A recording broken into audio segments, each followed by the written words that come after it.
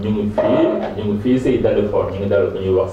Seydou nag promoteur événementiel la quoi moom mu organisé ay Only Woman Awards mais bon Seydou ñu ngi leen nuyu. maa lay fay Nimz maa lay ziar j'espère que tout se passe bien et c'est un plaisir de vous recevoir ici waa Zamzam TV. voilà mais Only Woman Awards mooy lan. waaw bon soo koy traduire en français. Bon, Only Women Awards, moi, une cérémonie awards uniquement pour les femmes. Alors, donc, Only Women Awards, c'est créé en 2020. Manco créé en 2020. Donc, on a une cérémonie uniquement pour les femmes qui gravitent autour de la musique, du cinéma, de la mode, de la culture et du leadership féminin au Sénégal. Donc, défendre une première édition en 2020, malheureusement, avec avènement pandémie. Donc, moi, nous défendons à huis clos, en partenariat avec Vibe Radio. Donc, nous avons une deuxième édition récemment, 11 décembre passé, au Théâtre National de Niassora. Nous avons 11 pays africains. Donc, c'est en résumé. Parce que nous avons yes. Ouais, bon, parce que nous avons déjà une discrimination dans le domaine qui a évolué. Que le Sénégal, je pense que l'événement Awards, ça miinuñ ko woon commencé na fi am mais li mu fi am yëpp doo gis une cérémonie awards quand même dédiée uniquement à la gente féminine donc loolu de base man compilation sax laa naroon def compilation musicale boo xam ne dama ci woo artistes yi ñu boole mu nekk benn compilation 100% féminin ma gis ne compilation c'est pas nouveau yàgg nañoo gis ay compilation ci yeneen affaire donc j'ai eu l'idée de faire Only Women Awards et c'est parti comme ça. Voilà, mais soo xoolee da ngaa gis milieu boo xam ne peut-être milieu féminin bi mooy jigéen ñi dañoo bëri histoire quoi. yow ngay jël naa da ngay choisir benn nit si ñoom quoi est-ce que loolu indi coow ñoom seen biir waaye ko ñoo xam ne ba dañuy xeeb seen bopp quoi parce que affaire bi jigéen la. Bon par catégorie la catégorie comme lu mel ni ren 11 catégories la woon catégorie artiste de l'année clip de l'année nan laa ko mën a waxee ay artistes féminins meilleur clip de l'année et cetera bëri na catégorie. Tu vois ay meilleure actrice meilleure influenceuse catégorie bëri woon na catégorie nag bu ci ne dañ ci tànn kenn koo xam ne moo gën a ràññee ko ci at bi ñu sargal ko donc noonu lay demee dafa am vote am jury donc c'est toute une équipe derrière boo xamante ne moom moo ciy liggéey donc en résumé loolu. Voilà soo bëri comme influenceuse bi. Faye Nara. moom mooy main influenceuse ñu bëri d'accord parce que dañu ne Fa Aïdara. moom dina nekk main influenceuse que Faye Nara la peut-être ñu woon benn coow bu ndaw. mais bon à l'interne est-ce que loo ñu mën a expliquer sur loolu quoi. Bon xam nga ñun depuis mois de septembre la ñu lancé ni que Only Women Awards day am en décembre ba ñu lancé man personnellement j'ai contacté des gens à qui. ñi nga xamante ne ñi ngi ci milieu bi ku ci ne domaine bi nga évoluer ma xool ci kenn ma woo la man la j'ai besoin de telle ou telle personne après bu ma amee numéro ñooñ ñëpp man maay jël initiative woo leen du benn membre de l'équipe man maa leen di wool sama bopp ne leen Only Women Awards deuxième édition day am nii lay demee catégorie yi lii la vote yi nii lay demee et cetera ku ci ne ma envoyé le projet nga lire sa bopp xool bu la doyee nga bokk ku mu doyul du bokk donc en somme c'est ça on a contacté effectivement Faye Nara elle a été d'accord pour participer ci deuxième édition ñu contacté Fa Aïdara son manager directement elle n'a pas voulu participer bokk comme nominé donc on a compris après nag ba ñu defee une réunion en interne ñu gis li mu liggéey et que ñu xam ne que vraiment liggéey na affaire yu bëri bokk na ci ñi nga xam ne dañoo may doole TikTok Sénégal ci lañ ne pourquoi pas ñu sargal ko vu que ñu sargal ñeneen ñu boole ko ci sargal yi donc en somme loolu la. encore yow kon Fa Aïdara di nga ko sargal. Voilà mais soo xoolee comme événement bu doy noonu il faut nga am xaalis bis yow fay jëlee xaalis. bon waaw bon déjà amuñu sponsor. amuñu sponsor mais am nañ ay accompagnement. accompagnement ku ci mel ni Ngone Ndour de la SODAV ma koy remercier de passage parce que dafa def ay actes marqué avant ak pendant événement bi donc avant événement bi dama ko sollicité comme invité mais mu jàpp ci événement bi carrément jàpp ci def ci dooleem jour yi mu ñëw assister du début ba mu waaj a jeex et ba muy waaj ni mu ñëw ba ci coulisses yi félicité ma et affaire bi daf ma marqué trop donc loolu dafa nekk image boo xam ne du gaaw a denc man parce que dama ko yàgg a def modèle de réussite pour jigéen ñi donc loolu moom image boobu laay am ci moom et que du gaaw a denc quoi. voilà est-ce que tamit des fois nominé yi ñi ngeen di nominé wala ñi ngeen di fal si boppam su nekk ay yaamu nekk kii moo ma nekk kii laay fal kii nekkuma dama ko jox mais kii yooyu quoi parce que nekkul loolu tamit toujours parce que léegi. da ko jug rek organiser awëram. foo indi yu ko neex yu ko saf mën na leen. yéen a gagné c'est vrai bon ñun boo xoolee je pense que li nga wax lii rek la moom mooy le gars yi incontesté mooy le fait que. ñu jox Fa Aïdara meilleure influenceuse et cetera donc loolu rek la gars yi bañ a valider de trop mais boo xoolee yeneen catégorie yëpp les gens ils ont été d'accord unanimité lañ am ci affaire yu bëri parce que dañ ko teg ci yoon quoi xamuñu ay diw suñu xarit la wala diw dañ ko xam autre chose comme ça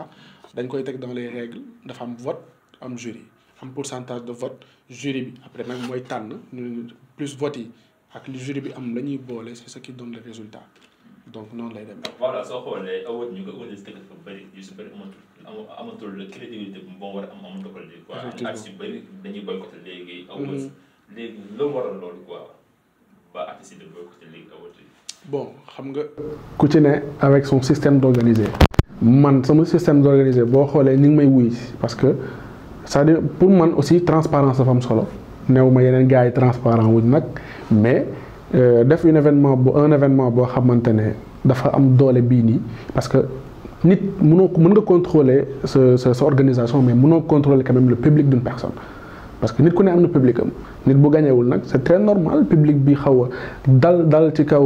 organisation bi mais man je suis contre le fait que nit yi di boycotter les cérémonies awards aux États-Unis y en a plus de 1000 ëpp na bëri na ay cérémonies awards yu fay am mais artistes yi duñ boycotter dañuy participer parce que je pense que loolu aussi facteur de développement culturel la nañu gars yi di participer dans les cérémonies awards day dimbali organisateurs yi promoteurs culturels yi également day dimbali artistes yi parce que boo gañee day bokk directement ci sa biographie et que je pense que loolu tamit gars yi war nañu bàyyi di boycotter les cérémonies awards te dem di participer. voilà soo xoolee fekkee ñu ngi si 2022 est-ce que yaa ngi koy waat 2022 bi. bien sûr. en décembre incha allah. voilà ñu ñëw si milieu actualité milieu culturel bi. soo xoolee temps yi passé récemment nii rek stade bees bi ñu inauguré stade Abdoulaye Wade Seck pour Russie ñëw ziwul ñëpp jël accusé ko docteur bi Youssou Ndour ak famille am ak Ndiago Ndour en tant que promoteur événement que nga nekk si milieu suuf bi ñoo gisee loolu. Bon, moi je pense que je connais pas le fond de l'histoire honnêtement. xawma nu mu demee je connais pas Ndiaga Ndour su ma yoroon numéro am dama koy woo parce que man aussi ni ngeen di chercher information noonu laa koy chercher par rapport ak loolu mais j'ai pas trop d'informations mais ci li ma jot a dégg nee nañ régie bi waa Turquie ñoo ko yoroon je pense que c'était pas Ndiaga donc pour man mais aussi man li may wax sénégalais mooy avant ñuy réagir nañ dem vers l'information d'abord pour ne pas créer coow bi am pas coow mais pour ne pas créer xam nga polémique bi doon am Thione Seck Youssou Ndour je pense que c'est pas le moment pour ñu koy créer entre Wally famille Youssou Ndour je pense que loolu mën nañ ko éviter Wally Seck c'est un jeune bu évoluer Youssou Ndour ñëpp xam nañ ni que c'est l'incontestable fii au Sénégal mais Wally Seck c'est l'artiste du moment donc jeunesse bi yëpp apparemment li nekkoon stade bi yëpp Wally lañ doon xaar donc je pense que aussi nit yi war nañ mën a am benn compréhension que erreur mën na am neexul nag parce que man mii bu ñu ma ko defoon du ma neex sama entourage tamit dañuy mal réagir et ça se comprend mais du moment où attaquer directement la famille de Youssou Ndour ou attaquer Youssou Ndour personnellement je parle librement parce que xool Youssou Ndour gars yi attaqué famille soo xool Youssou Ndour wala c'est entourage comme ñoom Cheikh Dieng ñoo gën directement attaqué Youssou Ndour. Bon man je suis pas d'accord parce que quand tu parles de attaquer la personne bi nga xamante ne moom moo fa nekkoon Youssou Ndour il n'était pas à la régie nekk fa woon famille Youssou Ndour nekkuñ fa woon Ndiaga Ndour moo fa nekkoon et Ndiaga loolu mooy liggéeyam je pense que Ndiaga yëpp xam nañ ni régisseur la. dafa bàyyi polémique quoi du continuer mu ñëw génn expliquer mu seetal waa famille si muy deful loolu dafa bàyyi ndox gars yi di gën a attaqué parce que ñoom moom nekk complice. non mais loolu aussi war na mën a sénégalais yi ñi commenté ci réseaux sociaux yi bu dee yeewu nañ mais loolu war na leen mën a benn dara seen xel Wally waxul Ndiaga Ndour waxul famille Youssou Ndour waxul entourage Wally ji bëri waxuñu je pense que nit ñi war nañ intelligent et puis ñu demee réticence par rapport ak sujet boobu noonu xaar. d'abord non moom mooy continuer waaw. fan lañ tolloon. mais bon est-ce que waa Seck war woon a génne leeral quoi mu seetal Youssou Ndour mais dafa bàyyi polémique bi di continuer. non mais xam nga Wally il a un staff am na cellule communication normalement donc bu fekkente ne am na loolu lépp elle n'a pas le droit je pense que warul génn sax di wax ci yu mel ni parce que Wally a fait les grandes scènes partout dans le monde donc bu joué wul benn affaire je pense que c'est pas aussi nécessaire bon neexul quoi mais je pense pas que xam nga c'est jar na ay génn def ay sorties et cetera parce que famille ñaari famille dafa sensible trop famille Wally famille Thione famille Youssou Ndour c'est une histoire très très sensible donc je pense que nit yi war nañ ci def ndànk balaa ñuy créer li amoon coow bi amoon donc la polémique entre Thione rivalité bi Thione Youssou Ndour vraiment bu ñu ko créer entre Wally et la famille de Youssou Ndour mënul nekk. donc mais soo xoolee tamit Youssou Ndour tamit tout le temps Youssou Ndour famille Ndour la famille Thione Seck. dañu bind fekk ne Youssou Ndour Thione Seck léegi Thione Seck dem léegi Youssou Ndour Wally Seck rek ngay dégg. est-ce que nekkul coow la aussi tamit ñoom ñaar ñu génn leeral ba Youssou Ndour wax ci sama doom Wally Seck tamit nekk sama papa la fan yi tamit ñu yem xam quoi fi ñu mais lu naw rek ñu ne Youssou Ndour lu naw rek ñu dëkk Youssou Ndour. bon Youssou Ndour papay Wally Seck la du mës a deñ Wally Seck doomu Youssou Ndour la du mës a deñ dafa nekk loo xamante ne c'est du luy deñ c'est déjà inné dans l'histoire et que je pense que là gis nga rivalité bi amoon entre Thione Youssou Ndour c'était une rivalité musicale loolu il faut nit yi xam ko rivalité amoon na mais c'était une rivalité musicale te loolu moo ñu jiitu suñu génération parce que Thione il était de Baobab Youssou Ndour nekkoon na feneen donc après mu créé Ramdan qui créé Super Étoile donc rivalité day am boo demee en Espagne Barça Real rivalité nga dem France Marseille Paris rivalité foo mën a dem day am ay rivalité constant donc Youssou Ndour Wally c'est une rivalité je pense que 30 jàpp 40 ans de rivalité constant bañ demee ñoom ñaar ñu partager la scène de Bercy partager waat yeneen scène donc je pense que loolu war na mën a tax nit yi def ndànk quoi. voilà soo xoolee tamit mu ngi entre Wally Seck et Sidi Diop. donc ñoom ñaar y a pas rivalité. pour être très honnête damay wax librement Wally xamuma ko xaw ma Sidi Diop xamuma ko xaw ma je parle très librement ñoom ñëpp kenn du ma fay salaire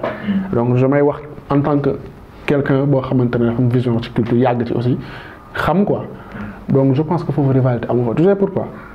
booy comparer je pense que Sidi Diop il fait un travail exceptionnel bu ñu demee ba di ko comparer ak Wally Seck c'est parce que lié na ça il faut le dire mais quand même de comparer Wally Seck à Sidi Diop je crois c'est manquer de respect à Wally Seck à mon avis. Wally dafa ñëw tombeek fi nga xamante ne kenn gëmu ko woon doomu xamuñu woon turam doomu Thione nga doon dégg le fils de Thione Seck il s'est imposé ba dindi le fils de Thione Seck créé Wally Ballago Seck mu instauré loolu ci xelu Sénégalais yi Wally dem na Bercy ci génération moom rek ko sañ